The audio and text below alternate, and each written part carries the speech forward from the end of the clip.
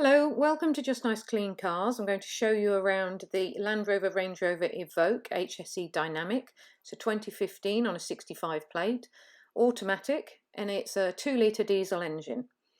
Well, let's show you around the paintwork. It's in wonderful condition. It's been very carefully looked after. This colour is metallic Firenze Red. It's had one previous owner. It has all-round 360-degree camera, so you do get reverse parking guidance display on the dash.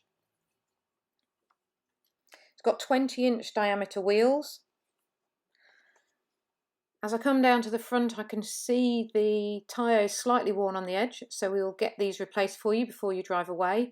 The car is not yet valeted, serviced or MOT, but again, that will be done before you drive away. You've got a heated front windscreen, bi-xenon headlights. If I take you inside, you can see that it's got leather upholstery and alloy trim. It's 24,696 miles. It's got Bluetooth connectivity, USB, ISOFIX. The audio system is outstanding and there's controls for that mounted on the steering wheel.